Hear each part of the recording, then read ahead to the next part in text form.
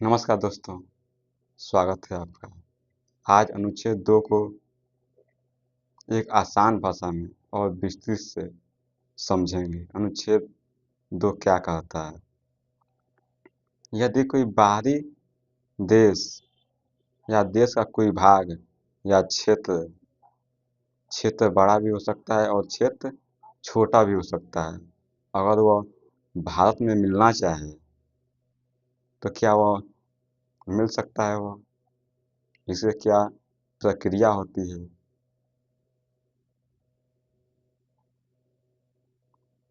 इसे हम देखने का प्रयास करते हैं। अनुच्छेद 2 की सरल व्याख्या। संसद को यह अधिकार होगा कि वह कानून द्वारा किसी भी राज्य को भारत के संघ में सम्मिलित करे या नया राज्य स्थापित करे। संसद को यह अधिकार है कि वह किसी भी नए क्षेत्र का मतलब कि जो आप भारत से बाहर के क्षेत्रों को, जो विदेश जिसे कहते हैं ना कि अन्य देश के क्षेत्र से जैसे भी अर्जित किए हैं या सहमति से या फिर आप जीते हुए प्रदेश को अगर भारत में मिलाना चाहते हैं, कैसे कि जब कोई समझौता होता है या फिर किसी क्षेत्र को आप जीतते हैं तो उसे जब मिलाते हैं तो उसे नया प्रदेश कहा जाता है, उसे नया क्षेत्र कहा जाता है। उसी प्रकार तो यह शक्ति संसद के पास है। संसद उन्हें चाहे तो अपने क्षेत्र में मिला सकती है। यहाँ पर साफ साफ लिखा गया, यहाँ पर संसद को यह अधिकार होगा कि वह कानून द्वारा किसी भी राज्य को भारत के संघ में सम्मिलित करे या नया राज्य स्थापित करे या फिर नया राज्य भी बना सकता है। जैसे कि सिक्किम को 1975 में देखते हैं हम। आगे देखते हैं क्या कहता है। मतलब संसद को यह अधिकार है कि वह भारत में नया राज्य जोड़ सकती है, कि वह संसद के पास अधिकार है कि वह भारत में कोई भी नया राज्य जोड़ सकती है। उसके बाद किसी के पास शक्ति नहीं है।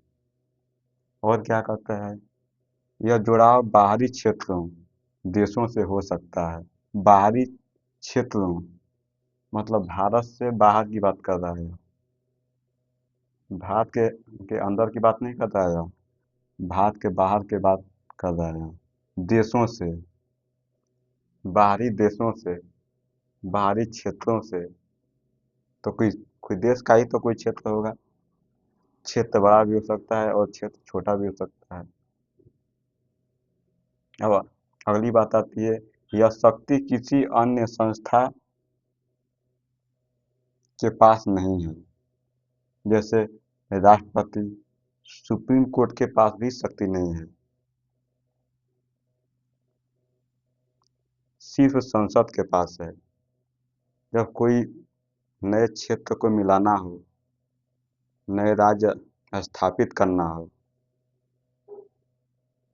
तो राष्ट्रपति हो या सुप्रीम कोर्ट, किसी को अधिकार नहीं है। केवल संसद के पास अधिकार है कि वह कानून बनाकर उसे अपने क्षेत्र में मिला सके, नया राज्य स्थापित कर सके। ऐतिहासिक उदाहरण अगर देखें हम तो फर्स्ट में आता है सिक्किम 1975 में। जनमत संग्रह, वहाँ की जनता की राय ली गई, उसके बाद संसद कानून बनाई उस पर। जब वहाँ की सहमति बन गई कि हाँ ठीक है, आपके देश में हम मिलना चाहते हैं, जब वहाँ की जनता की सहमति ली गई, जनता पूरी सक्षम हुई कि हम भारत में मिलना चाहते हैं, तो हमारी संसद ने कानून बनाया। और कानून बनाने के बाद भारत में शामिल किया गया है इसको। दूसरी बात आती है गोवा 1961। गोवा तो वैसे भारत का ही क्षेत्र है वो, लेकिन वहाँ पर पुर्तगालियों बहुत लंबे समय से रहते थे। हमें आज़ादी 1947 में मिल गई, लेकिन गोवा 1947 में आज़ाद नहीं हुआ। उसके 14 साल बाद गोवा को आज़ाद किया गया। पुर्तगाली से आज़ादी के बाद भारत का हिस्सा बना। 1961 में गोवा भारत का हिस्सा बना। जब वहाँ से बात की गई और जब सहमति बनी तो वह भारत का हिस्सा हुआ।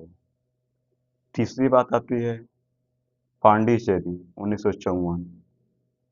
पांडिचेरी में फ्रांसीसी रहते थे। फ्रांस से समझौता के तहत भारत में मिलाया गया। फ्रांस से बात की गई, जब सहमति बनी कि ठीक है आपका क्षेत्र है, आप अपने पास रखिए, तो यहाँ से फ्रांसीसी पांडिचेरी से चले गए 1954 में। तो यह भी जब चले गए तो वह भी नया ही क्षेत्र हुआ वो भी, तो यह भारत में शामिल हुआ 1954 में पांडिचेरी। चौथा बात आती है हैदराबाद। हैदराबाद वही है जो कि हम लोग अनुच्छेद 1 में देखे थे कि हैदराबाद और जूनागढ़ जो कि भारत में शामिल नहीं होना चाहते थे। हैदराबाद को 1948 में पुलिस कार्रवाई के बाद भारत में मिलाया गया। हैदराबाद भारत में नहीं मिलना चाहता था, लेकिन पुलिस घुसा दिए उसी में। कहते हैं कि पटेल किसी की राय लिए बिना, राष्ट्रपति प्रधानमंत्री से राय लिए बिना उस क्षेत्र में पुलिस घुसा दिए और हैदराबाद में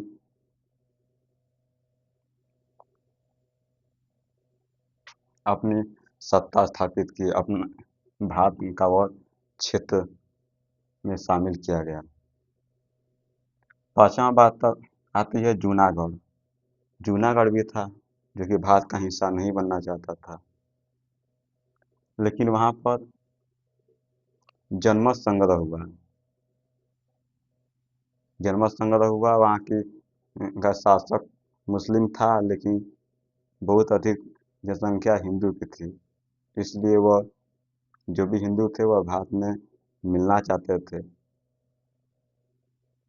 तो जब जहाँ की जनसंख्या ज़्यादा हिंदू है तो वह भारत में तो मिल ही जाएगा, और वह मिल गई। तो पाकिस्तान जाना चाहता था, जूनागढ़ पाकिस्तान जाना चाहता था, क्योंकि वहाँ का शासक जो भी था ना वह मुस्लिम था, लेकिन अधिकांश जनसंख्या हिंदू थी।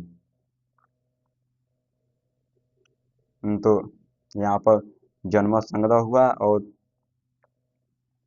जूनागढ़ भारत में 1947 में मिला लिया गया। इतना आप समझ गए होंगे। अब अगली बात आती है अनुच्छेद 2 और अनुच्छेद 3 में क्या फर्क है, क्योंकि दोनों ना सिमिलर दिखते हैं, बहुत थोड़ा फर्क है और गलती होने का चांस पूरा बनता है इसमें। अनुच्छेद 2 भारत से बाहर की बात करता है कि जब कोई क्षेत्र आप जीतते हैं या फिर समझौते के तहत सम सहमति के तहत अपने क्षेत्र में मिलाना चाहते हैं, तो यह अनुच्छेद 2 में आता है वो। लेकिन अनुच्छेद 3 कहता है कि अपने ही क्षेत्र में, जैसे भारत है, भारत में बहुत सारे राज्य हैं, अगर कोई बड़ा राज्य है उसको तोड़कर छोटा राज्य बनाना चाहते हैं, तो यह अनुच्छेद 3 के तहत आएगा। इससे क्या प्रावधान होंगे देखते हैं हम लोग। अनुच्छेद 2 का पहला हम देखेंगे ना तो भारत में नया राज्य शामिल करना। जब आप जीतेंगे तो मिलाएंगे तो नया राज्य शामिल कर सकते हैं। इसकी पहला देखें, इसको पहले समझ लेते हैं। भारत में नया राज्य शामिल करना।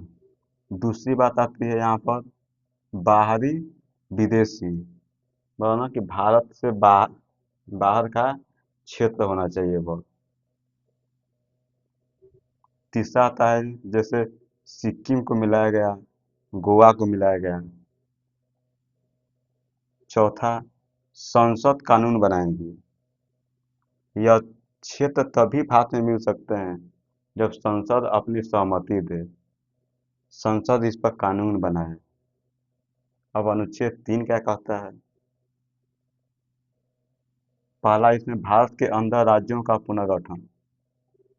भारत के अंदर जो भी राज्य आते हैं उनको तोड़ फोड़ कर आप छोटे बड़े कर सकते हैं आप, वो सब अनुच्छेद 3 के अंतर्गत आएगा। दूसरा क्या कहता है? आंतरिक भारत के राज्य। आंतरिक मतलब भारत के अंदर जो भी राज्य हैं उनको तोड़कर छोटा करना हो या बड़ा करना हो तो उसकी बात करें आंतरिक। जैसे आप देख सकते हैं यहाँ पर तेलंगाना हुआ, उत्तराखंड हुआ। चौथा में संसद की अनुमति से राष्ट्रपति प्रस्ताव देगा। संसद कोई भी राज्य को अगर छोटा राज्य है बड़ा राज्य है उसको को तोड़कर अगर नया राज्य बनाना चाहते हैं तो उसमें संसद की अनुमति लेनी होगी आपको और राष्ट्रपति प्रस्ताव देगा। राष्ट्रपति प्रस्ताव मतलब कि साइन कर कर आगे बढ़ा देगा वो। तो इतना समझ गए होंगे, अनुच्छेद 2-3 में अंतर समझ गए होंगे। अब आता है कि अनुच्छेद 2 का दैनिक जीवन में कुछ प्रश्न हो सकते हैं, सबके मन में प्रश्न उत्पन्न होते हैं। जैसे पहला हम देखते हैं, अगर नेपाल या भूटान भारत में शामिल होना चाहें तो क्या संभव है? तो हाँ, बिल्कुल संभव है। नेपाल तो भारत में शामिल होना चाहता था, क्योंकि जब भारत आज़ाद हुआ 1947 में तो उस समय नेपाल में राजा का शासन हुआ करता था, जो कि वहाँ उस समय त्रिभुवन कहकर एक राजा हुआ करते थे।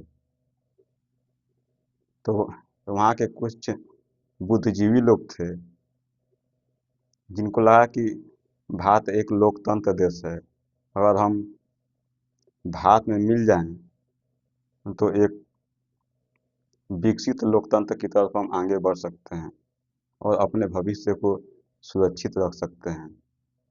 लेकिन उस समय जवाहरलाल नेहरू प्रधानमंत्री थे, उनसे बात हुई तो उन्होंने कहा कि नहीं, आप स्वतंत्र ही रहिए, आप अपने से ही अपना भविष्य बेहतर कीजिए। जवाहरलाल नेहरू भारत में मिलाने से इनकार कर दिए, नहीं तो जो भी नेपाल है वह भी भारत का ही हिस्सा हुआ करता।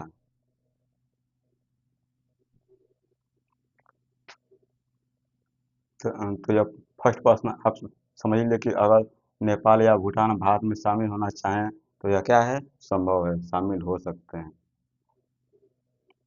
दूसरी बात आती है, अगर जनता और संसद सहमत हों, जनता और संसद सहमत हों तो यह शामिल हो सकता है। फिर आता है, क्या कोई विदेशी द्वीप भारत का हिस्सा बन सकता है? तो हाँ, संसद के कानून से बन सकता है। अगला बात आता है, क्या इससे भारत की एकता बिगड़ेगी? तो नहीं, नहीं बिगड़ेगी, क्योंकि लोकतंत्र और कानून ही तय करते हैं। तो आप समझ गए होंगे। मिलेंगे नेक्स्ट क्लास में, तब तक के लिए बहुत बहुत धन्यवाद। Thank you.